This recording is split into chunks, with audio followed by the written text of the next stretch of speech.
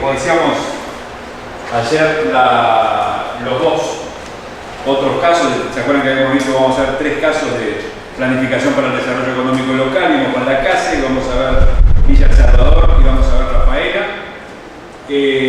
Vamos a hacer una pequeña dinámica de trabajo y para ver un poquito también que puedan reflexionar un poco sobre estos casos. Si llegamos a tiempo haremos el trabajo de control de lectura. Casos que no lleguemos a tiempo lo hacemos mañana a primera hora. Hubo varios que me plantearon, no sé si alguno de ustedes, el sábado, que tenían problemas para terminar a las 5. Ahora estuvimos hablando con Eleodoro, lo que vamos a hacer es alargar la mañana hasta las 2, 2 y algo y terminamos un poquito más temprano y después nos vamos a almorzar ya con la clase terminada y la evaluación hecha y todo eso. Villa El Salvador ha sido uno de los casos más emblemáticos de desarrollo local en general y desarrollo económico local en particular en América Latina por todas las particularidades que tuvo. ¿Todos conocen los de Villa El Salvador? ¿O más o menos? Más o menos. Bueno, vamos a ir viendo un poquito. Acá hay algunas claves que me interesa destacar.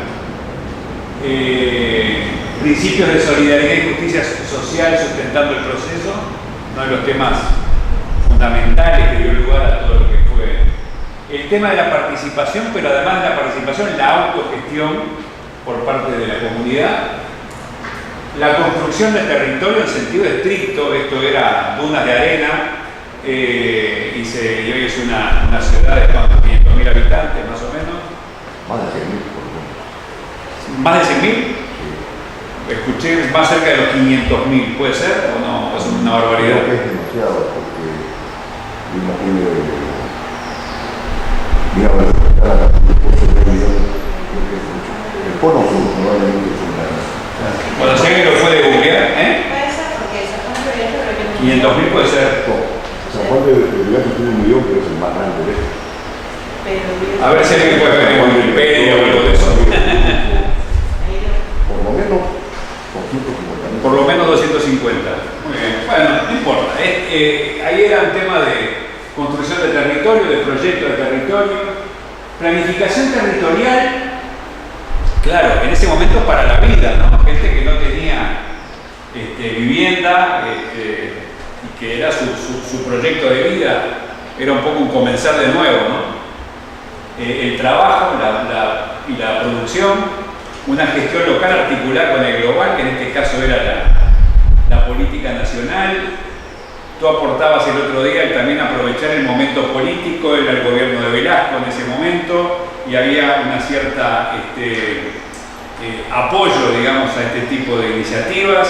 Además, era un momento de bastantes ocupaciones de tierras y esto en realidad fue un modelo diferente, más negociado, no fue una ocupación, sino que bueno, hace un tiempo lo escuchaba Michel Ascueta, el primer alcalde, y él me decía que habían ocupado en otro lugar y luego negociaron y se pasaron aquí.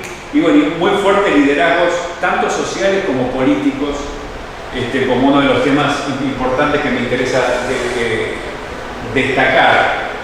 Lo de ayer que vimos de Juan Lacase en Uruguay era un caso de una ciudad industrial en declive. Esto es la construcción de un territorio, es una cuestión diferente, y lo de Rafaela van a ver que también es diferente a las otras dos.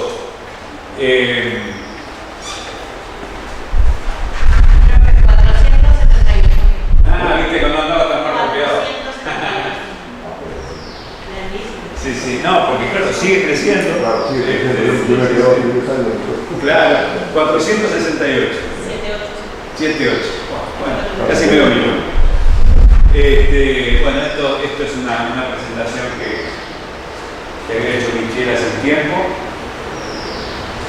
Bueno, fíjate, acá en esto estaba cuando lo presentó Michel, 400.000 habitantes a 26 kilómetros de Lima. Bueno, empezamos con el ruido. A ver si hay una chance de bajar, de apagar el ruido, pues nos va a volver loco todo el día.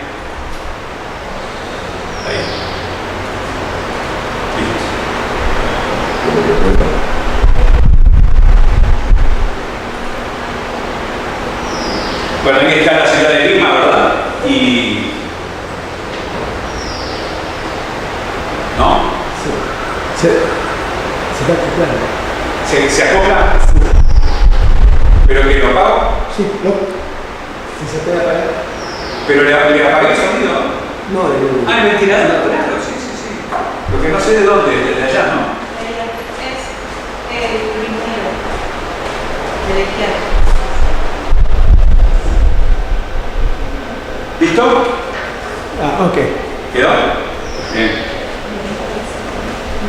Bueno, esta es la ubicación de Villa Salvador en Lima. Una Sí. pequeña anécdota. En realidad, hubo una invasión, nos desalojaron, el ministro reprimió, el ministro del Interior, y cayó el ministro del Interior de la República. ¿Cayó por ese tema o por otro? Cayó por el tema de la represión a esa población. Wow. Y tuvo una actuación muy destacada que fue después el obispo Bamareño. Wow. Entonces de ahí el gobierno decidió hacer un proyecto piloto, ¿no? Apoyar un proyecto piloto de lo que sería el futuro de un territorio de nuevo tipo, ¿no? La nueva sociedad que aspiraban los militares. Eso es el antecedente. Impresionante.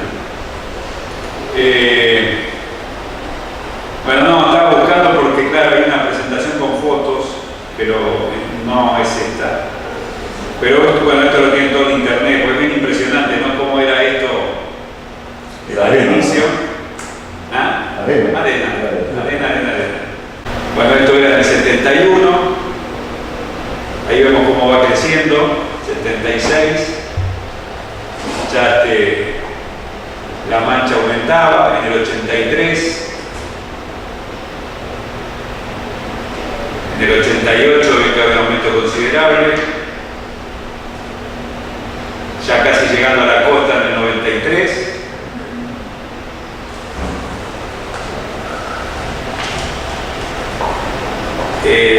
Bueno, esto es más actualmente. Es una foto. La foto satélite es bien interesante. Se me fue ahí. Porque se nota cada espacio con su espacio comunal en el centro, ¿no? Todos planificados y todos iguales para permitir justamente esta idea.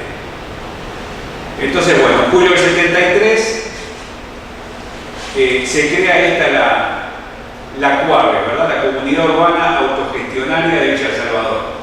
Fíjense la carga de mística, de ideología, que de alguna manera se llevaba adelante. Esto de una comunidad urbana autogestionaria. Y esta es, digamos, preexiste al municipio. El municipio fue muy después. Y preexiste a las autoridades políticas. Esto era dirigido, digamos, por esta comunidad desde el punto de vista social, y dirigió el primer plan de desarrollo integral. Inmediatamente estuvo asociado a este proceso la idea de planificación. Bueno, esto era un poco también, digamos, el momento, como hablábamos, estábamos en una fase dura en la región, pero donde veníamos en un auge de la planificación más de corte cepaliano, y esto de alguna manera respondía a esto. En el 83, fíjense, en el 73 se hace la primera convención, en el 83 se aprueba la creación del distrito y municipio, que inicia su función en el 84. Es decir, en 10 años consiguen pasar de La Arena, de dunas, a un municipio urbano. Aquí retoman la visión integral y avanzan hacia un segundo plan de desarrollo integral con nuevas funciones y nueva gestión de presupuesto. ¿Cuáles eran las condiciones mínimas que ellos decían y que trabajan esto? Bueno, el conocimiento real de la zona, esto es obvio y lo hemos visto. Pero paradójicamente no siempre es lo primero cuando se trabaja en lógica de plan estratégico. Segundo, como aprendizaje de todo este proceso, la imagen, el objetivo a alcanzar. Dice ahí, bueno, esto es de Michel Ascueta, el primer alcalde de Villa Salvador y el que hoy dirige la Escuela Mayor de Gestión Municipal. No se trata de una creación burocrática o meramente profesional, sino de algo vivo, sentido por la mayoría de la población acá, ¿verdad? Se vincula a aquello que hablamos en estos días de identidad y desarrollo. Esto de sentirse parte es uno de los temas fundamentales, explicándolo permanentemente a la población en cada una de las acciones, cada una de las obras, conscientes de que la imagen objetivo se va haciendo poco a poco, se construye año tras año y se hace cada vez más visible tanto para los propios vecinos como para los que no lo son. Tercero, aprendizaje del proceso y condiciones mínimas, dicen, para elaborar un plan de desarrollo. Primero era conocer el territorio, segundo era elaborar la visión, tercero, organización democrática. Los diferentes sectores, tanto sociales como de diferentes edades, se dotan de organizaciones representativas, de manera que se logre tanto la participación individual como colectiva. Esto de la representación individual y colectiva es bien importante. Como ustedes saben, en los últimos años está muy en boga todo lo que es el enfoque de capacidades. Amartya Sen y digamos Martha Nussbaum y los diferentes autores, y hablan de capacidades individuales y de capacidades colectivas, y de lo importante que es la construcción de capacidades colectivas. En general, nosotros lo aplicamos al desarrollo territorial. Y aquí está muy planteado lo de las capacidades colectivas como un aprendizaje en el caso de Villa El Salvador. Y concluye: a mejor organización, mejor representación democrática y mayor participación. Entonces acá lo viven como un vínculo muy fuerte entre participación y democracia en el sentido más amplio de la palabra, ¿verdad? 4. Voluntad política. Esto también lo hablamos, lo vimos también como liderazgo. Uno de los requisitos necesarios para la elaboración y puesta en marcha de un plan integral. Es fundamental que las autoridades manifiesten esta voluntad política, transmitirlo, y dice: el alcalde y los concejales son los principales animadores de su comunidad. Deben asumir el reto que exigen las actuales circunstancias de unir democracia con eficacia. Este es otro punto muy importante, porque cualquier gobierno local tiene que gestionar. Punto número 1, gestionar para lo que está, lo que le pide la gente, recoger la basura, arreglar las calles, iluminación, bueno, las tareas que en la jerga son llamadas las tareas tradicionales, las tareas básicas de un gobierno local. Y no las puede abandonar ni las debe abandonar mientras lleva adelante un ejercicio de planificación estratégica. Y esta es una tensión bastante fuerte, porque hay muchos casos de gobiernos locales que hay de los dos casos. Gobiernos locales que la gestión los come y no pueden nunca pensarse estratégicamente. Digámoslo, como se dice, lo urgente anula lo importante. Entonces, bueno, o vengo con rémora del pasado y tengo que tapar un déficit o lo que sea, bueno, pero no, y miren, no puedo, y toma la decisión de no avanzar en los temas de construcción de visión estratégica. Y está el otro polo, los que dicen: no, esto es fundamental, nos vamos a meter con este tema, pero dejan para atrás la gestión. Y a los dos les va mal. A los que le va bien es a los que son capaces de equilibrar, digamos, las dos dimensiones. También en los últimos años ha pasado mucho en América Latina, gobiernos locales que se embarcan, yo no digo en modas, pero sí en temas muy de punta, que terminan siendo casi el único tema. Para algunos es el presupuesto participativo, para otros son las cuestiones de innovación, ahí digamos, depende en cada caso. Ahí, bueno, con esto del presupuesto participativo, Michel Acuesta siempre dice que fueron los primeros que hicieron presupuesto participativo, que invitaron a Lula, que vino casi un mes a Villa El Salvador, y luego cuando hacen el presupuesto participativo en Porto Alegre, en parte también por los aprendizajes que había habido en Villa El Salvador. El quinto punto, claro, muy buena la idea, pero hay que contar con los recursos básicos. Dice, conscientemente hemos puesto este requisito en último lugar, pues es de lo que más hablamos y nos quejamos las autoridades municipales. Los recursos son necesarios, sin lugar a dudas, pero él dice, y acá están sembradas, esto tiene algunos años, las ideas básicas de lo que luego ha sido el mapa de la riqueza. Para elaborar un plan de desarrollo integral se parte de lo que se tiene realmente con las posibilidades fundamentales de crecimiento. Siempre hay una riqueza propia de cada comunidad que es la base para su posterior desarrollo. Un poco el que tenemos, que de alguna manera veíamos ayer expresado en el caso del Uruguay. Cuanto más recursos se tengan, mejor, pero también es verdad, y hay muchas experiencias de ello, que a veces se cuentan con los recursos suficientes y no se utilizan bien. Por eso hablamos de recursos básicos necesarios para llevar adelante estas acciones. Dice, bueno, se necesita trabajar en objetivos alcanzables, asumidos por la población, y dice una cosa bien interesante en el segundo párrafo. El hecho de alcanzar un objetivo pone los cimientos para conseguir otro mayor. Una lógica de proceso, una lógica de incremental, de que vamos consiguiendo un resultado y vamos por otro. Pero bueno, si queremos llegar hasta la puerta, probablemente no podemos hacerlo de un paso, tenemos que ir dando un paso tras otro.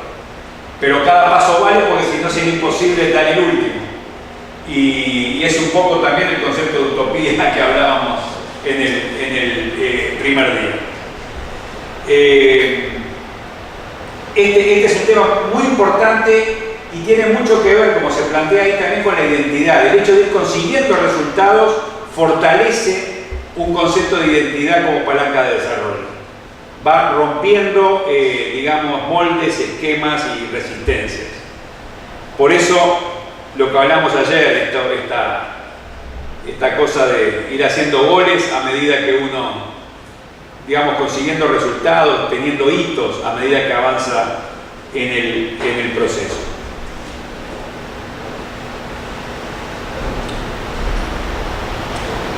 Bueno, aquí hay un tema de identificar, y esto lo vamos a ver un poquito más en profundidad, el tema de qué sectores sociales queremos priorizar y queremos, digamos, que sean el sujeto, como está planteado ahí en cada uno de los aspectos del plan. El cronograma, esto ya lo vimos ayer, son todas obviedades, pero uno a veces se encuentra con planes que no tienen cronograma o que no tienen un plan de actividades real. Entonces son un conjunto de ideas muy lindos, pero que nunca se van a llevar adelante. La evaluación permanente como forma de aprendizaje. Tenemos avances, pero también tenemos muchos fracasos. Y de los fracasos a veces se aprende más. Como se dice, ¿verdad? Se aprende más de la derrota que de los triunfos. Y lo importante no es equivocarse, sino no reconocer el error y tratar de aprender del mismo. Nos vamos a equivocar, y como todos somos gente que hacemos, nos vamos a equivocar todo el tiempo. El asunto es el aprendizaje, no tener la soberbia de decir no me voy a equivocar, porque precisamente, y más como estamos trabajando en aspectos de carácter social o sociopolítico, bueno, la apuesta, la toma de decisiones, en cómo hacemos las cosas, acertamos y le erramos, pero bueno, ahí lo que tenemos que hacer es aprender. Ahí el tema de la evaluación en este sentido es importante. La información y transparencia, ahí parte Michel de decir, bueno, información es poder. Cuando hablamos de planificación y participación, compartir la información, toda la información es fundamental. Y hay que contar con los canales necesarios para ello. Esto es un tema muy importante porque muy frecuentemente los procesos de desarrollo local y de planificación en particular son apoderados por una élite local que de alguna manera que no transfiere la información y no dialoga con los demás. Entonces, bueno, aquí llegan a una visión, fíjense. ¿Qué queremos para Villa El Salvador? Un distrito productivo, una comunidad solidaria y una ciudad saludable. Acá hay ideas fuerzas que de alguna manera marcan la cancha en cuanto al qué hacer. Y es bien interesante porque da cuenta de diferentes aspectos del desarrollo. El caso que veíamos ayer era desarrollo económico local puro y duro con algunos otros sectores. Acá estamos ante una visión mucho más integral. Aparecen los temas de producción, aparecen los temas, bueno, de comunidad solidaria, pero y también los temas vinculados a salud y a el cuidado de la población.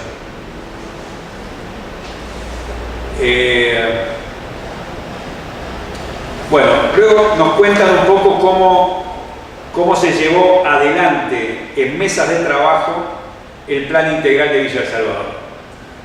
Se definió una zonificación territorial por barrios, se generaron mesas. Es decir, además de las mesas de los barrios, había mesas de trabajo en temas de juventud, de desarrollo empresarial, de salud, de comercio, de seguridad ciudadana, de mujer y de educación, con representantes en todos los casos de la municipalidad, de las organizaciones sociales, de instituciones públicas y ministerios. Fíjense que ya cuando arranca esto, en el año 80 y pico, está la visión de la gobernanza multinivel y es una de las cuestiones que hace a Villa El Salvador un caso de referencia. Nunca dejaron de buscar alianzas, de mirar y de dialogar, aún en los momentos más complicados, y donde ya no existía, digamos, aquella cierta benevolencia de parte del gobierno de Velasco Alvarado, sino que habían otros gobiernos que no. El tema de expertos invitados, ellos se han movido muchísimo con invitar a gente de otros lugares para traer sus experiencias, para dialogar, para aprender juntos. Este es otro tema bien importante para los planes estratégicos. Entonces, cada eje temático se terminó, terminó definiendo lineamientos, políticas de mediano y largo plazo. Este es el último plan estratégico que se hizo en Villa.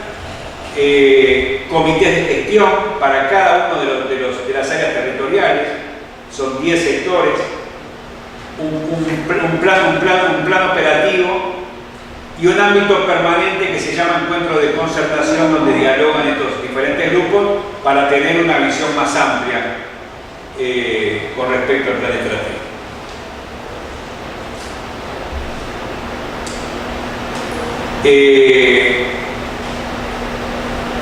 Bueno, la parte de uso industrial en el año 96, bueno, se le otorgaba en función del plan de ordenamiento territorial una superficie, y fíjense el nivel de detalle de este plan de ordenamiento territorial.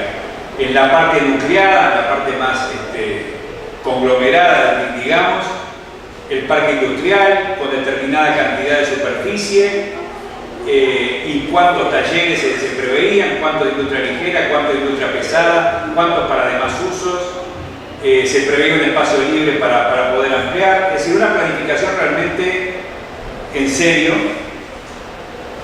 La parte comercial, un poco lo mismo, se le otorgaban, digamos, porcentajes en la zona comercial. Bueno, proyectos sociales que de alguna manera se fueron desarrollando en forma transversal.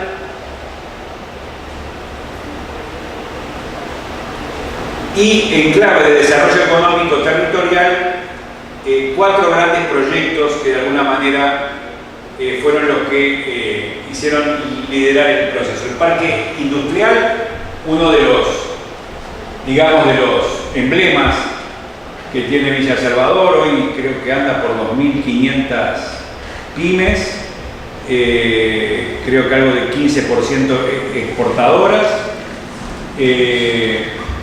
pero además, y eso lo vamos a ver un poquito más adelante, focalizada en sectores, no le apuntaron a todo, que es a veces uno de los problemas que tienen los parques industriales. Y con foco en pequeña y mediana empresa, no apuntaban a la gran empresa como un foco para el parque industrial. El comercio, aquí apuntaban, bueno, por supuesto al comercio local, pero esa idea de centro de acopio apuntaba también a que las áreas rurales tuvieran su producción, no tuvieran que malvenderla a intermediarios que a veces pasan, se lo llevan al precio más bajo. Bueno, acá se creó un centro de acopio que de alguna manera permitía que hubiera, que pudieran negociar de mejor manera. Trabajaron muchísimo en tener un sector financiero local, porque lo veían como un tema fundamental de independencia del proyecto,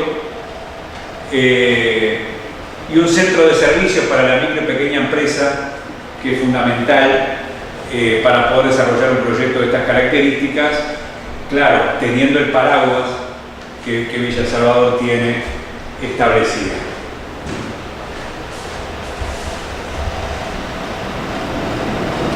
Bueno, los procesos de concertación, acá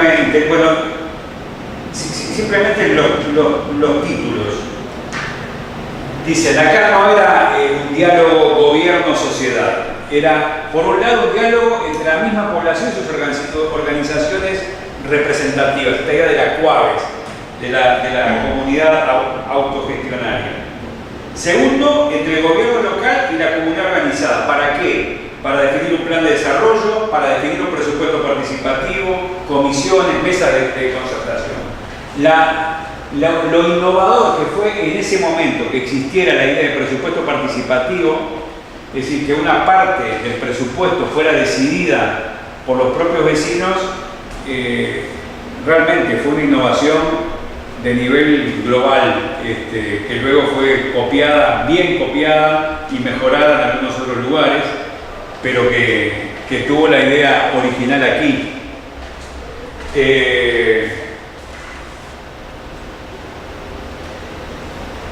Y otro tema, ¿verdad? No todo lo podemos hacer solos. Tenemos que dialogar con el gobierno central, con la municipalidad metropolitana, y ahí, cuando nace el parque industrial, nace con una alianza, no recuerdo exactamente los detalles, si mal no recuerdo, con el Ministerio de Industria, con el Instituto de Formación Profesional, para de alguna manera llevarlo adelante. El tren, que lo veían como fundamental, ¿verdad?, para el diálogo. Bueno, me tocó estar, no recuerdo si un sábado o un domingo en Villa El Salvador hace muy poco. Estaba todo Lima ahí comprando muebles y cosas de cuero y bueno, y muchísimos en auto, porque hoy día es otra cosa, pero llegando también en tren. Y bueno, los parques zonales que... Bueno, y la gran empresa instalada en el distrito. Esto es todo un debate, ¿verdad? Ustedes saben bien acerca de si esto es deseable o no deseable. Para algunos es visto como el éxito final del proceso de Villa El Salvador, que se instalen, digamos, toda esta gran empresa en Villa El Salvador, y para otros es visto como una derrota de lo que era un modelo de pequeña y mediana empresa. Y bueno, y creo que está todavía ese debate, no conozco de la política local en este momento, pero sé que es un tema de discusión. Bueno, ahí aparece el tema de las organizaciones no gubernamentales. Trabajó muchísimo en Villa El Salvador en cooperación internacional, ¿sí? Uno, el presupuesto participativo tiene que definir a priori qué parte del presupuesto del municipio se va a discutir participativamente. Ese es un tema fundamental. Fue una de las cosas buenas de lo de Porto Alegre, pero fíjense, en el mejor de los momentos de Porto Alegre se ponía en debate el 15% del presupuesto, que bueno, es mucho, porque Porto Alegre es muy grande, muy poderosa desde el punto de vista económico, eso, pero nunca superó el 15%, pero bueno, la regla de juego era decidamos sobre este 15% de los recursos. Punto 1. Punto 2, unas determinadas reglas de juego acerca de cuál es el sentido del presupuesto participativo. Porque en muchos lugares sucede que es para hacer o para decidir o para votar sobre lo que en cualquier caso debiera hacer el gobierno local, o poner un semáforo, o pavimentar una calle, o cosas que en cualquier caso tendría que hacer el gobierno local y que no debieran ser sujeto de presupuesto participativo, que en general está pensado para propuestas más innovadoras de otras características. Digo esto porque, por ejemplo, en Montevideo, que se había avanzado mucho en el tema, hoy día la gran crítica es, bueno, pero al final estamos haciendo más de lo mismo, disfrazando el presupuesto participativo, una cosa que en cualquier caso debiera ser realizada por el gobierno local. Entonces, bueno, y el último tema es al final quiénes participan. Si hay una participación real, o es un poco, como pasa a veces, los más organizados, los que se toman un poco los espacios de participación y bueno, toman las decisiones, bueno, porque están ahí, porque se tomaron el tiempo, o sea, ahí es muy legítimo, pero no siempre representa el sentir de, entonces, cómo se hace ahí. Pero bueno, fue un poco la razón por la que han ido cayendo en varios lugares lo del presupuesto participativo, pues finalmente fueron un voto de casa de algunos grupos sociales que conseguían su financiamiento porque se habían tomado un poco los ámbitos de participación y se financiaban a través pero claro, entonces cuando se hacía la asamblea o cuando se hacía el momento de votación, bueno, siempre ganaban, pero no era en realidad entonces bueno, se fue como desvirtuando. Creo que es una muy buena idea, una muy buena práctica si está bien hecha, pero es necesario hacerla en serio y bueno, y como decís tú, ¿para qué te vas a tomar el trabajo de hacer todo el circo si después no lo vas a cumplir?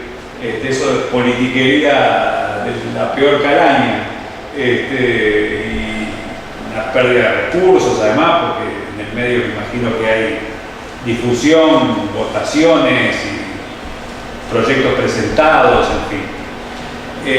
Pero bueno, este es un tema. Bueno, el otro tema que me interesaba plantear es cómo, de alguna manera, Villa El Salvador se vinculó y utilizó, en el mejor de los sentidos, toda la cooperación internacional para fortalecerse para adentro y para afuera, a través de hermanamientos, a través de las redes URBA, que eran las redes de desarrollo urbano de la Unión Europea, la Solidaridad Sur-Sur y otros instrumentos que se llevaron adelante, que son muy importantes para un gobierno local, el poder hacer un buen uso de la cooperación internacional. Los países de América Latina, como Perú, hoy día no estamos accediendo, digamos, a la cooperación internacional como hace algunos años, a la cooperación internacional entendida como donación.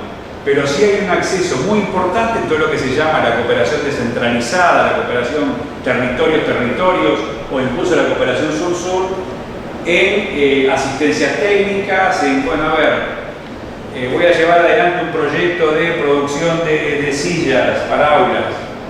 ¿Cómo lo han hecho? ¿De qué manera? ¿Qué experiencia tienen? Ah, me enteré que tienes una experiencia fabulosa en esto para dar empleo a jóvenes, no sé qué, quiero conocerla. Los territorios están muy afines a aportar asistencia técnica en estos temas, cosas que son muy caras si uno se trae a los consultores y a los expertos, pero que sale bastante barato cuando hay un acuerdo entre territorios, y creo que son los nuevos instrumentos que los gobiernos locales debieran aprovechar más en el caso de América Latina.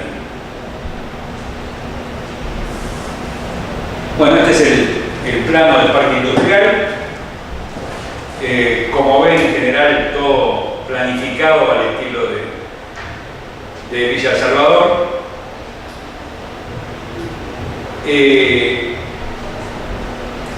Y fíjense, la autoridad del parque industrial desde el día 1 estuvo integrada por 3 representantes de la comunidad, 3 representantes del Estado.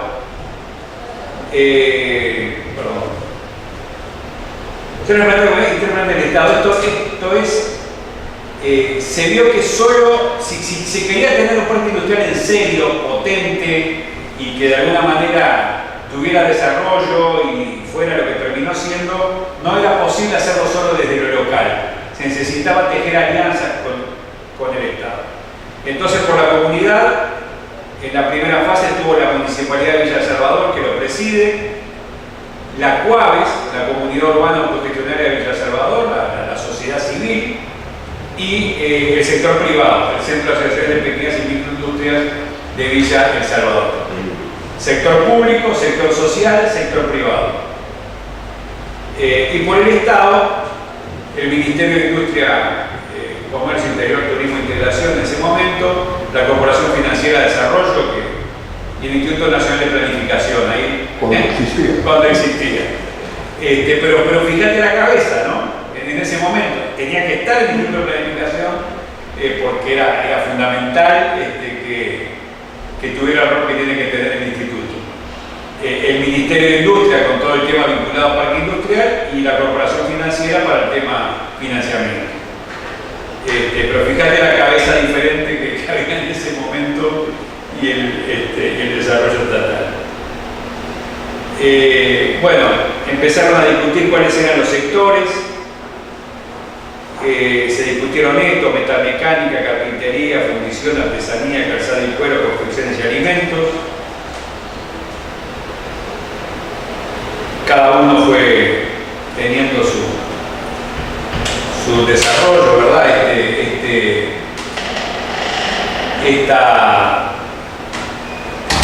Estas capacidades que además se fueron dando, ¿no?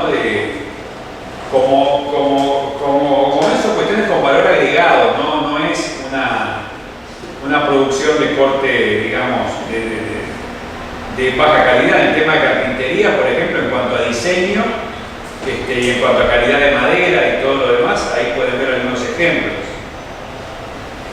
Fundición, artesanía de muy buena calidad, calzados y cuero, que es uno de los verdaderos puntos fuertes, confecciones. Bueno, una segunda etapa del parque, las grandes empresas. Esto no me interesa. Sí, cómo esto se vinculó y fue parte del plan de los proyectos de desarrollo urbano. Las lagunas de oxidación, como durante muchísimos años fue, creo que, el único distrito que no vertió los desechos así como venían al mar, ¿no? El hospital distrital, como una diferencia muy grande con otros territorios, el estadio y los complejos deportivos sectoriales, Terrapuerto, una serie de resultados. Bueno, ya les digo, yo estuve hace un año y algo, el tema me impresionó mucho conociendo la historia, el tema de lo verde, ¿no? Ese parque con lago y todo eso verde que es inimaginable de dónde se viene y en dónde se está.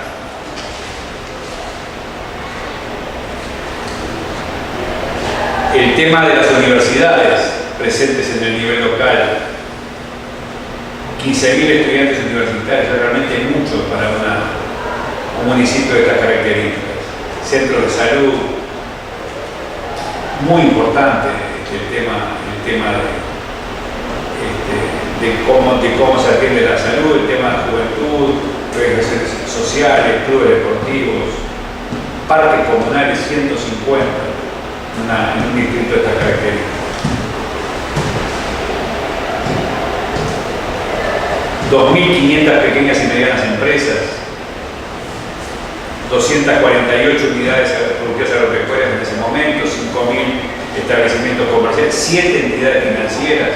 Si habrá movimiento, digamos, desde el punto de vista del desarrollo económico local, 900 empresas de servicios que giran en torno a este ámbito productivo. Bueno, acá está cómo fue aumentando el valor de la tierra.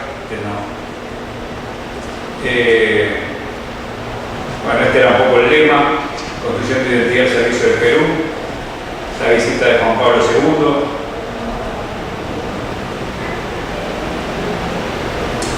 Ciudad mensajera de la paz por parte de UNESCO, Premio Príncipe de Asturias, premios muy importantes que se recibieron. Claro, lo de María Elena Moyano. Hoy día que estamos, que acabamos de participar del Día de la Mujer, el rol que tuvo María Elena Moyano como dirigente social y creando uno de los primeros comisiones de género, digamos, en el caso de Víctor Salvador, vilmente asesinada. El fomento de la cultura, áreas verdes y parques zonales. Acá lamentablemente no traje las fotos de lo que eran las dunas al inicio.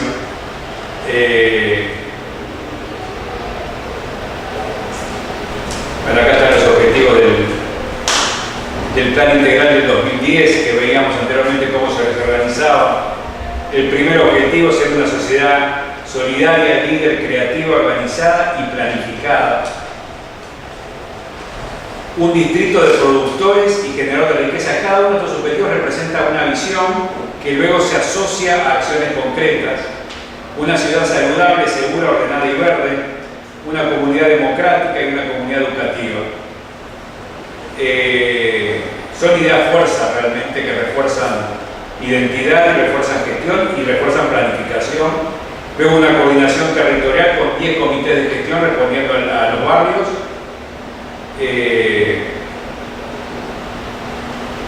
Bueno, esto de 2004, el tren eléctrico. No quiero desarrollarme demasiado en este tema. Este es el parque. Bueno, las diferentes acciones que se llevan adelante. Bueno, ahí están un poco algunas de las... ahí estaban, sí.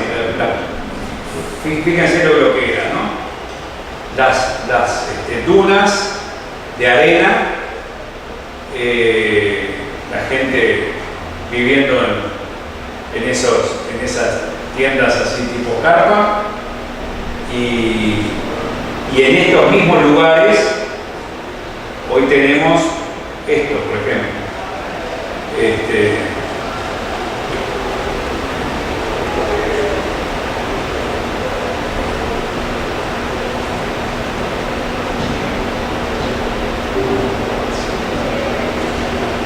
Bueno, y un conjunto de líneas estratégicas que se llevaron adelante de forma consistente durante al menos 20 años. Este es un proceso que creo que en los últimos 10 o 15 años ha ido en declive con respecto a sus ideas originales. Yo me quiero quedar más con el primer ciclo, que me parece que es el más fermental y donde me interesa rescatar más la experiencia. Un énfasis muy fuerte en formación de fuerza de trabajo, en infraestructura física, como uno de los temas necesarios que de alguna manera permiten generar otras cosas. Gestión de recursos, el tema del patrimonio. Bueno, ahora me han contado que están tratando de trabajar en un vínculo más grande con Pachacamac y está muy cerca, ¿no? Se dan cuenta, como se decía al inicio, de una idea de comunidad productiva, pero también comunidad saludable y comunidad solidaria, y estos son los instrumentos. Y esto es posible planificarlo, un poco más allá del detalle que nos pudiéramos meter. Lo que quiero que quede como mensaje es la idea de que esto se puede hacer en forma participativa, en forma planificada, en forma solidaria, con determinados objetivos, en tanto y en cuanto se haga en serio y siguiendo, digamos, determinadas líneas. Bueno, acá está luego la influencia de Villa El Salvador en el Perú, todo el tema de cómo dialoga, digamos, con otros ámbitos del Perú, y cómo toda esta idea de la metodología de mapas de la riqueza ha ido llevándose adelante en todos estos lugares del país, en cada lugar con un tema eje. Así como en el caso de Villa fue muy fuerte el tema del parque industrial vinculado a la madera, en cada lugar se buscó un ámbito que permitiera desarrollar el proyecto local.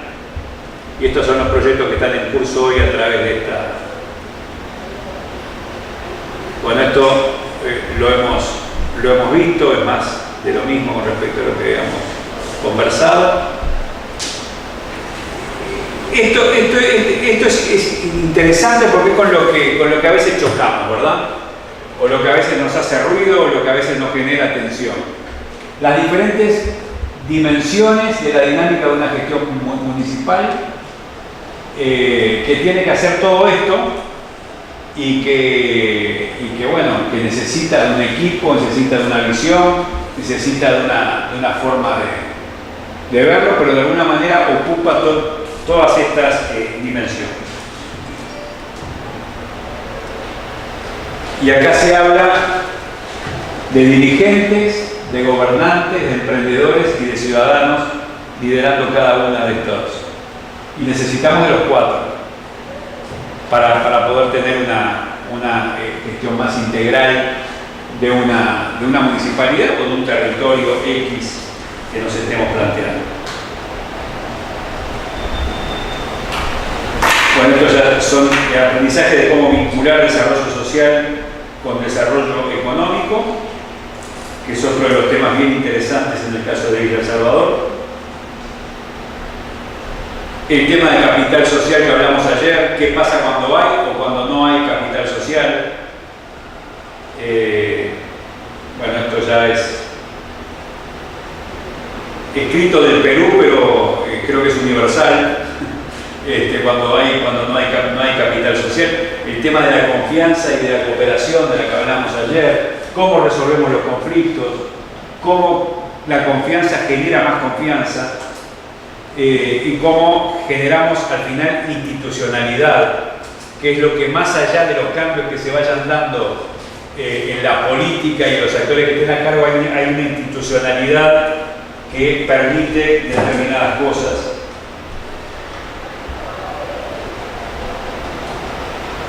El tema de unir lo local con lo global. Y bueno, este es un poco muy a trazo grueso algunos de los elementos principales del caso de Villa. ¿Sí? En los 90, en pleno auge neoliberal, hubo una privatización por el Parlamento de la empresa de petróleo, la de telecomunicaciones y la de electricidad. Y se llamó a votación. Se consiguieron las firmas, fue muy duro, pero había que un cuarto del padrón electoral que firmara, y luego se volteó la ley con el 80 y pico %. Entonces, y luego bueno, terminó siendo por ese resquicio legal que había en la Constitución uno de los países que el sector público consiguió, digamos, mantener, o sea, que no se privatiza. Pero yo creo que en todos lados hay esos, hay que buscarlos, hay que promoverlos, hay que, en los momentos que se puede, hay que... y un poco uno de los temas que hablábamos el primer día, el tema de las lógicas de acción. Claro, al político no siempre es lo que le cae más simpático los mecanismos participativos reales. Un poco esto que hablamos ahora con el ejemplo del presupuesto participativo. Entonces, bueno, no siempre se promueven, digamos, estas combinaciones interesantes de democracia representativa con participación real. Pero yo creo que la Cuaves, en el caso de Villa Salvador, cumplió el rol que podía cumplir como fundador, digamos, y promotor de un determinado tipo de sociedad. Y un proyecto que dura hasta el día de hoy, pero que tuvo un auge muy grande, no sé, durante 20 años, dio lugar a un modo de desarrollo que incluso trascendió las fronteras de Perú y todo eso. Y sí, pero en determinado momento era evidente que iba a tener el pasaje a... Porque claro, también cuando te transformás en municipio o en distrito, tenés acceso a recursos que no tenés en una lógica más comunitaria. En Bolivia se está discutiendo bastante este tema. Se ha creado un quinto nivel de gobierno que es la comunidad indígena campesina, que se basa su gobernanza en estatutos propios en base a normas y costumbres más de carácter ancestral.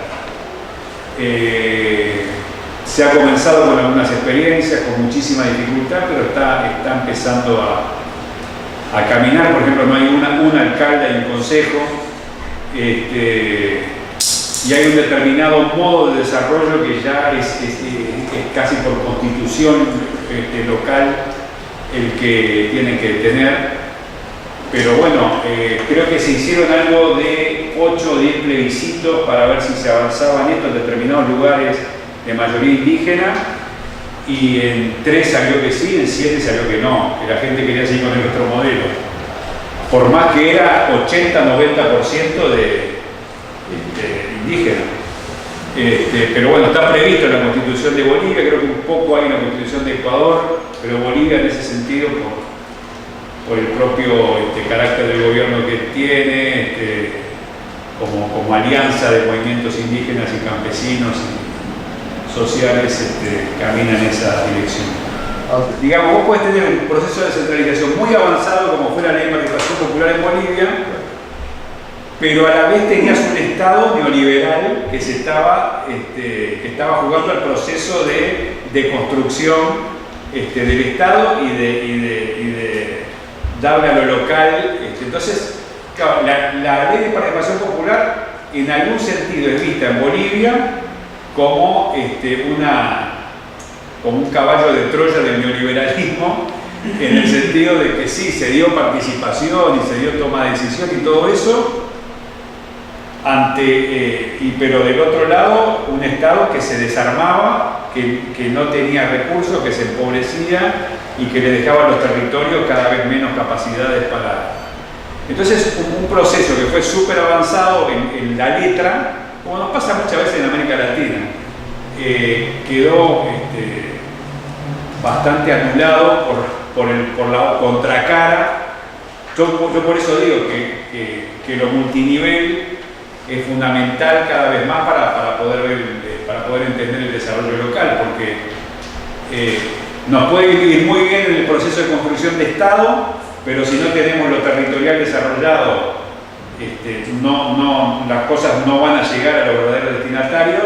Pero puede pasar como pasó en Bolivia en los 90, con una muy buena ley de participación popular y gobiernos locales que no tenía Estado, y por lo tanto era insostenible, como luego sucedió, y bueno, Sánchez de Lozada se terminó yendo en el avión. Entonces, es un tema bien interesante. El estudio de caso de la ley de participación popular creo que es uno de los casos más interesantes, porque uno toma la letra, toma la práctica, toma lo que se hizo. Yo en una época fui muy amigo de Carlos Hugo Molina, que Carlos Hugo era el ministro, y yo, adelante esto. Y claro que no se lo compraba, y él tenía las mejores intenciones. Pero ¿qué pasa cuando tienes un gobierno que está jugando a otra cosa? Bueno, hasta el día de hoy a Carlos Hugo le cobran esa cuestión. Bueno, ¿alguna otra comentario, pregunta sobre esto? ¿Lo de Villa Salvador? ¿Cómo ven hoy a Villa Salvador ustedes? Dentro del conocimiento de la realidad peruana, ustedes. ¿Algo de esto queda o es otra cosa?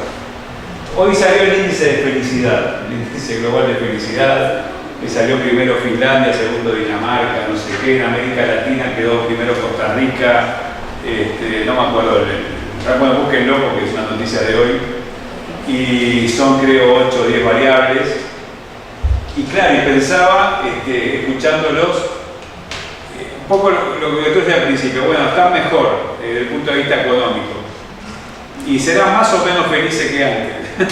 o lo que tú decías, que se sienten muy bien en su núcleo, pero cuando salen afuera, o esto que nos comentaban de los empresarios que cada vez tienen más individualismo y menos asociatividad. ¿Eso te lleva a que estés mejor o peor? No quiero que nos metamos en esto, pero está un poco en boga hoy, porque claro, está en discusión todo esto, ¿verdad? De que crecemos desde el punto de vista económico, pero tenemos todos ese ruidito en nuestra condición de vida de que no estamos del todo, ¿no? Y probablemente estemos mejor de plata y vamos a acceder a más cosas y no sé qué, pero seguimos con ese malestar. Entonces, bueno, ahora está un poco de moda esto de, bueno, el primero que lo hizo fue Bután, el índice de felicidad, y salió el primer estudio ahora más global sobre el índice de felicidad global. Bueno, los países de América Latina quedaron de mitad de tabla para abajo, y una paradoja, porque, o sea, económicamente a veces estás mejor que otros, pero no nos sentimos del todo felices, y mucho me hacía acordar de estos comentarios que ustedes hacían, ¿no? Que nos pasa, bueno, en Uruguay nos pasa mucho, uno toma los indicadores que son muy buenos, pero tenemos un malestar, porque a veces se ha perdido esta cosa más de comunidad, o porque se ha perdido este capital social o del barrio, o de los vínculos que se tienen, o qué sé yo, hay mil cosas que se pueden, pero bueno, es un tema al que cada vez se le está prestando más atención. Y que por un lado están los indicadores más duros desde el punto de vista de la economía y de la sociedad, o incluso los informes de desarrollo humano de Naciones Unidas, y bueno, son bastante consistentes en algún sentido los de felicidad, pero es bueno leerlos en forma comparada. Yo me puse 5 minutos a ver algunos países cómo estaban en uno y en otro, y hay cambio. Y un poco lo que me hacían, porque seguramente los que iniciaron este proceso serían mucho más pobres, pero seguramente se sentirían capaz más felices que estos de ahora, que están con mejores económicos, pero a veces o estás endeudado o tenés que trabajar como loco para poder llegar a un estatus, mantener un estatus de no sé qué, o que el acceso a la salud, en el nivel más comunitario, te sentís cuidado, pero cuando salís afuera te sentís ajeno, y bueno, en fin, ahí hay toda una discusión interesante pendiente. ¿Sí? Un indicador que hicieron de calidad de vida por barrio de Barcelona, y el principal indicador era si los niños podían ir a la escuela caminando o no. Si no se tenía que tomar transporte, era mejor calidad de vida, porque significaba que había seguridad ciudadana, que, bueno, que tenían escuelas cerca, y se establecieron una serie de normas, de leyes de parte de los distritos, que era obligación dar a los niños agua y teléfono o algo así. Y bueno, y el tema del transporte, ¿no? Es otro tema que en los países más desarrollados, son los que más usan transporte público. Y los decisores normalmente van a trabajar en transporte público, que en nuestros países en general es imposible ni siquiera pensarlo. Y cómo el transporte te puede mejorar o no la calidad de vida. En estos años que estuve viviendo en Bolivia, el tema del transporte es caótico porque, bueno, La Paz, como ustedes saben, está en un hoyo. Alrededor está El Alto, que es una zona más pobre que La Paz, y la gente viene a trabajar a La Paz desde El Alto, a veces haciendo 3 o 4 cambios de transporte para poder llegar. Es caro, es malo, y después las colas para subirse al transporte, codazos, líos, problemas, peleas.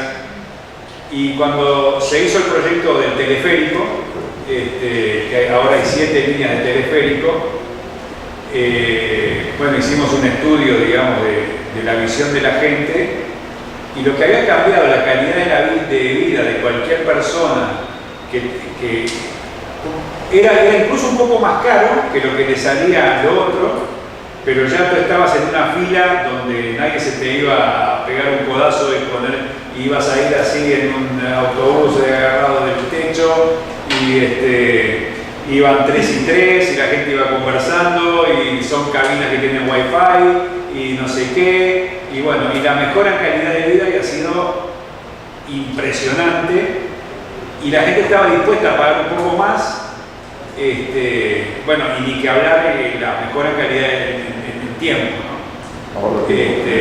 Ni que hablar del punto de vista ambiental, ni que hablar, pero claro, los choferes de los minibuses estuvieron bloqueando La Paz casi 2 meses y fue tremendo, pero bueno, son temas que al final hacen a este equilibrio, a este vivir bien, digamos, de alguna manera.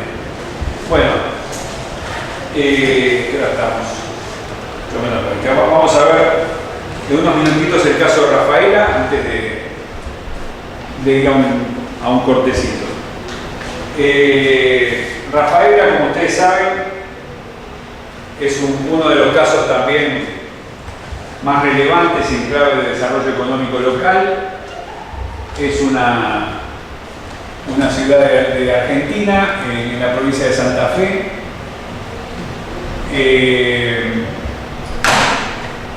¿Qué cosas nos parece que son claves en esta experiencia? Hay una planificación local del desarrollo expresada a través de diversos instrumentos que lo vamos a ver ahora, una articulación público-privada expresada también en experiencias muy concretas durante unos 30 años hasta este momento, un liderazgo municipal más allá de lo que estuvieran a la cabeza, una gestión pública local que se fue adecuando a esta articulación público-privada para un mejor desarrollo económico local y el desarrollo económico local como eje. Rafaela está ubicado, bueno, cuando tengan a Pablo Costamaña, el profesor se lo va a explicar mucho mejor que yo, en una zona de producción agrícola con agroindustrias vinculadas a la producción de leche y algunas industrias muy emblemáticas como Sancor o alguna otra vinculada al tema lechero. Pero estas son algunas de las claves que me interesa destacar en el caso de Rafael. Ahí tienen la ubicación,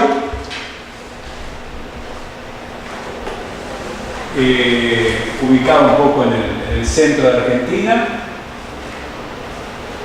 sin puertos, sin una salida, digamos, al mar evidente,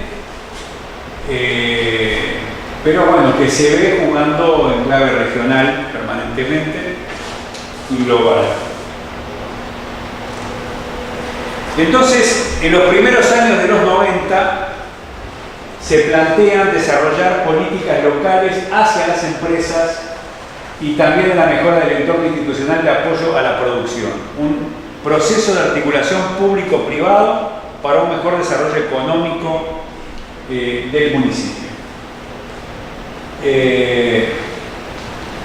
Y generaron inicialmente algo que no era tan evidente en la teoría y la práctica del desarrollo local, que fue una red de instituciones con vínculos de cooperación. Empezaron a dialogar entre las diferentes empresas que muchas veces competían, productores metalmecánicos, lecheros, de diferentes tipos, empezaron a dialogar acerca de cómo mejorar lo que ahora se llama, ¿no?, de coopetición. Compiten pero también cooperan, y fue un poco la clave que dio lugar a este Rafaela de nuevo cuño. Por ejemplo, cuando fue la crisis grande en Argentina en el año 2002, prácticamente la única ciudad que no entró en crisis fue Rafaela, por una serie de condiciones de desarrollo económico local, de capital social, de composición social, de visión que se había desarrollado. Entonces, es bien importante esto desde el punto de vista de la importancia de lo institucional, cómo ellos desde principios de los 90 hasta hoy van generando diferentes instituciones público-privadas ligadas al sector productivo. La Secretaría de Programación Económica del municipio en el año 91, público, da lugar a una fundación para el desarrollo regional, llamada público-privado, se crea la Cámara de Pequeñas Industrias de la región, luego se instala el Centro de Investigaciones Tecnológicas ya para los temas de innovación, Centro de Desarrollo Empresarial. Ellos empiezan a aprovechar en ese momento de todas las líneas más BID y más BID-FOMIN que había en ese momento. Empiezan a generar capacidad para el desarrollo local a partir del ICD, el Instituto de Capacitación y Estudios para el Desarrollo Local. Fundación, Asociación Regional para el Desarrollo, como ven, van siendo cosas cada vez más abarcativas. Un tema de aduana propia, muy importante, porque empezaron a exportar y empezaron a tener su propia aduana. Luego el Consejo Consultivo Social para tener una visión de desarrollo más amplia. Instituto Tecnológico, Cámara de Empresas de Desarrollo Informático, etc. A lo que quiero ir con esto es que fue un proceso de desarrollo económico local acompañado con una institucionalidad cada vez más amplia, desarrollada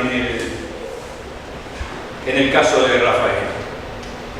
Y un conjunto de políticas para el desarrollo económico, que hasta el día de hoy subsisten: servicios empresariales, servicios de información, línea de internacionalización de la economía, formación, infraestructura, cooperación y asociatividad, y emprendedurismo y políticas activas de empleo. ¿Sobre qué trabajaron? Desarrollar servicios empresariales, generar información y estudios. Esto es un poco lo mismo que lo anterior.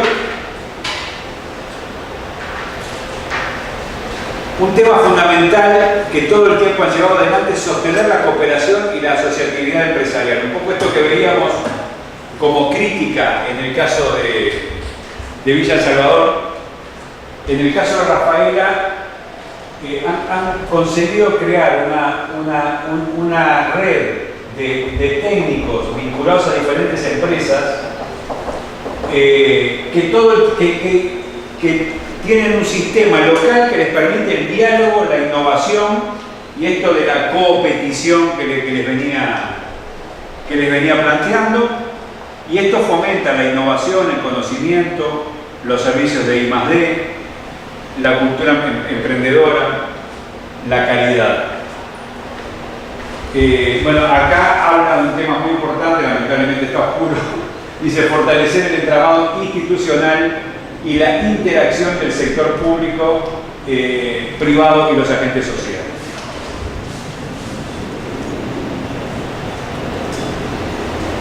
Claro, esto implicó que el Estado local tuviera que pasar de los viejos roles a nuevos roles de apoyo al desarrollo económico local. Se crea la Secretaría de Desarrollo, Innovación y Relaciones Internacionales y una nueva institucionalidad a través de la Agencia de Desarrollo que se crea para impulsar este proceso. Fue una de las primeras agencias de desarrollo económico local que se crearon en la región, la de Rafaela, de carácter público-privado, para impulsar y dar servicios a este proceso. Entonces, en este caso, el objetivo, bueno, aprovechaban un proyecto, pero el objetivo era el mismo. En este caso, la promoción de la competitividad territorial. Recién tú mencionabas la palabra competitividad, que es el eje, digamos, de este proceso. Y esta es un poco la visión con que se manejaron en este caso: promover las ventajas competitivas del territorio, fortaleciendo las empresas que tienen su clúster más importante en la dimensión económica. Aquí sucede un poco como en el caso que hablamos ayer de Juan Lacase. Partían de una situación social bastante ordenada en términos de educación, en términos de salud, en términos de integración social. Tenían también, son parte de esa, como en el caso del departamento de Colonia que les hablaba ayer en el lugar, Rafaela también es parte de esa inmigración suizo-piamontesa, digamos que de alguna manera con una cultura de trabajo y asociatividad que ya viene un poco en el ADN y que fue lo que impulsó esto. Los diferentes sectores, pero fundamentalmente se han metido con el tema de alimentos y el tema metalmecánico como las dos áreas que les interesa, pero fíjense que esto lo rodearon con gestión del conocimiento, con innovación, asociativismo y con desarrollo institucional, que son todos temas que en procesos de desarrollo local tienen que estar presentes. No podemos llevar adelante un sector, la verdad que estamos yendo a veces de proyectos de clusters, pero que se olvidan de estas tres cositas. El desarrollo institucional, porque si no es insostenible, porque no hay enfoque territorial, la innovación y la asociatividad y el conocimiento para estos procesos. Entonces consiguen que esta línea de trabajo nuclee 64 organizaciones públicas y privadas vinculadas a la región. Rafaela tiene algo de 250.000 habitantes más o menos, y realmente es una potencia en el tema de producción agrícola y metalmecánica, con una vocación exportadora además muy grande. Bueno, consiguen lucrar a estas 64 instituciones para este programa de competitividad territorial. Trabajan en cadenas, como vimos en el ejemplo de Juan Lacase. Tratan de romper ¿Cuál es la diferencia entre trabajar en redes y trabajar en cadenas? Bueno, no, son dos cosas diferentes. Es decir, eso se plantearon que iban a trabajar en dos cadenas de valor, que era la metalmecánica y la alimenticia con base en el tema lechero. Es decir, estas son las dos cadenas de valor que ellos, y luego generan redes de los que están trabajando en cada uno de estos temas y con el gobierno local, con el gobierno regional, nacional, etc. Pero las dos cadenas de valor son esas y luego la red de actores que está vinculado a cada una de esas. Entonces, El tema que trabajaron muy fuerte y es lo que hace diferente a Rafaela es la dinámica de cooperación para la innovación, la creación de esta red de técnicos y de empresarios pymes que de alguna manera dialogan todo el tiempo acerca de las innovaciones que están llevando adelante en perspectiva de desarrollo territorial y que les ha llevado a que se mantengan en competencia, pero que todos crezcan, todos ganen, porque se genera innovación, acceden a más recursos, exportan más, generan una serie de condiciones especiales para el territorio. Bueno, estos son algunos de los desafíos que actualmente tienen. Esta es una foto de la Municipalidad de Rafaela. Fíjense a todos los lugares que exportan. Es una pequeña ciudad de 200 y algo de 1000 habitantes. Es decir, esto uno lo dice y dice, bueno, sí, más de lo mismo, este cuento ya lo escuché. Pero esto no es fácil conseguirlo. Y en parte, en buena medida, se consigue gracias a esta estrategia de definir un par de cadenas de valor, jugarse fuertemente a eso y luego jugarse a una estrategia de cooperación para la innovación con base territorial. Y empezar a traer recursos de otros ámbitos en base al proyecto territorial. No ser compradores de enlatados que vienen del centro, sino de generación del proyecto de territorio. Bueno, realmente esto produjo un crecimiento enorme de sus empresas. Bueno, acá hay algunas de las características de base de Rafaela que explican algunas de las cosas que suceden. La identidad con su ciudad y su entorno, ciudad en sentido amplio, su entorno urbano y rural, un compromiso con el desarrollo, fuertes valores consolidados basados en el trabajo, esfuerzo y ahorro. Esto no es una frase, realmente por la característica que tuvo la inmigración en Rafaela y lo que fueron la diferente cultura local que se fue creando, bueno, esta cosa de base más italiana del norte, en base a estas características. Luego un entramado institucional consolidado, articulado, con capacidad de diálogo y consenso. Es decir, discuten todo el tiempo de política, se pelean, votan diferente, tienen una cantidad de visiones diferentes, pero hay 4 o 5 cosas sobre las que están todos de acuerdo.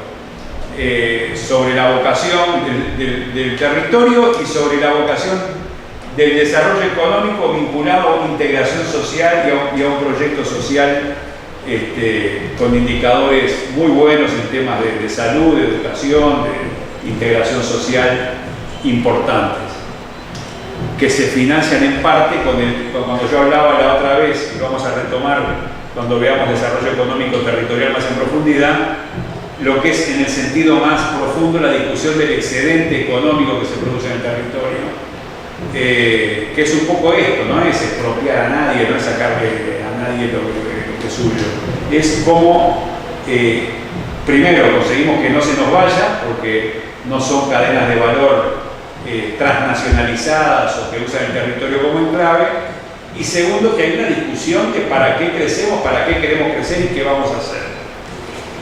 Entonces esta capacidad de diálogo y consenso. Un sector industrial en permanente expansión, con una fuerte cultura empresarial pyme. Uno difícilmente se encuentra empresas grandes, hay, porque también se ha dado un proceso de crecimiento de las empresas, pero ellos se juegan eso se define como una localidad pyme, y un sector público local que ha liderado el proceso de desarrollo concertado. De los últimos 30 años, 20 ha sido un gobierno más del mismo signo político, pero hubo 10 de otro y más o menos se mantuvo la misma historia. yo entiendo de las veces que he ido y cómo me han contado el proceso. Ellos en un momento, claro, no son ni la capital de la región, ni el municipio más grande, o sea, no tenían nada particular, y un poco la vocación, si dejaban así al mercado, era ser productores de materias primas para que en otros lados se le diera valor agregado. En un momento, por lo que me cuentan también, la discusión empezó por cómo hacemos para mejorar en lo social, y concluyeron que tenían que generar mejoras en el desarrollo económico local. Y a partir de ahí es que se desencadena el proceso, pero no fue ni una crisis, ni una cuestión fundacional, como en los otros casos, sino que fue un poco una búsqueda de su lugar en el mundo, en algún sentido. De identidad. Claro, era decir, bueno, ¿qué vamos a hacer? Vamos a hacer un pequeño pueblito que al final le va a vender a la capital provincial su materia prima, y vamos a vivir en la pobreza de las pobrezas toda la vida, o vamos a ir a otra cosa. Y bueno, y empezaron a trabajar en esa dirección, claro, desde potencialidades que ya tenían. Eran muy buenos productores lecheros, tenían algunas capacidades en materia de formación industrial vinculada a maquinaria agrícola. Entonces, por eso que nacen los dos sectores. Lo metalmecánico nace por los insumos agrícolas, y lo alimenticio vinculado por su trayectoria en el sector lechero. Pero está muy buena tu pregunta, porque los tres responden a vicisitudes diferentes. Y esto fue un poco la búsqueda de que si se dejaban estar, iban a terminar siendo una pequeña localidad perdida en el medio de una provincia muy rica, siendo proveedores de materias primas para otros. Y bueno, hicieron esto que hicieron. ¿Alguien más?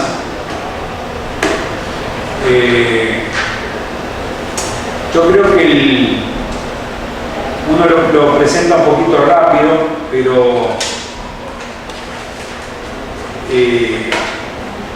bueno, la maestría en gerencia social tiene una pasantía en Rafaela establecida como parte de su currícula. No sé bien cuál es el mecanismo para acceder, pero seguramente en algún momento se los van a decir. Porque realmente es una de las experiencias que todo el mundo en América Latina quiere ir a ver cómo lo hicieron, ¿no? Porque es un poco, como decimos nosotros, el sueño del pibe, digamos, conseguir este modo de desarrollo, este mapita con esta vocación exportadora que tienen, y sumado a un modo de desarrollo social que, bueno, sin ser un paraíso, es de los lugares con menos delincuencia en Argentina, con mejores indicadores en una cantidad de aspectos, con universidades locales, con una cantidad de cuestiones y de aprendizaje que vale la pena. Algunos, bueno, yo tengo un gran amigo que está haciendo un doctorado en estos temas, y que su tesis fue sobre Rafaela, criticándole el economicismo, que de alguna manera mostraba el proceso. Esto llevó a un gran debate, y los rafaelinos se enojaron mucho, pero bueno, fue muy rico el proceso de discusión de la cosa, y creo que le demostraron que no era tan así como el... Porque claro, importa mucho en todos los casos esto que decía Michelle Ascueta en esta presentación sobre Villa Salvador: conocer el territorio, conocer de dónde partimos y a dónde queremos llegar. Entonces, claro, si estamos en un territorio en una situación de pobreza y de no acceso a necesidades básicas, bueno, probablemente tengamos que tener un tipo de estrategia, pero acá tenían bastante resuelto este tipo de cosas. Entonces lo que les faltaba era la otra pata. pero todo el tiempo se preocupan de tener ese balance entre los diferentes aspectos del desarrollo en una visión bastante integral, pero sí tienen muy claro que si no generan un determinado excedente económico no van a poder sostener este modo de desarrollo. Pero insisto, no es ni la capital del departamento, ni es el municipio con más población, ni tiene particularidades, sino que bueno, generó un modo de desarrollo especial que bien vale la pena. Bueno, estos eran tres casos bien diferentes que me interesaba que ustedes conocieran, los tres con un cierto énfasis hacia el desarrollo económico territorial, pero no solo, con características particulares. Por supuesto que en América Latina podemos encontrar decenas o cientos de casos para estudiar que bien valen la pena, mismo en un país tan diverso como el Perú.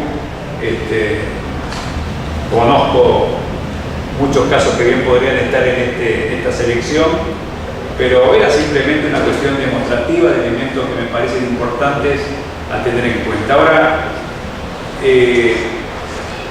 vamos a ir a una pausa. Vamos a trabajar luego una pequeña dinámica para discutir justamente estas tres. Si nos da el tiempo vamos a hacer el trabajo de control de lectura y si no lo vamos a hacer mañana a primera hora.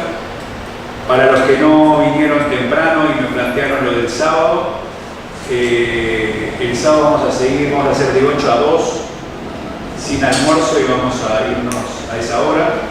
Vamos a hacer la segunda parte de la evaluación y una evaluación general del curso.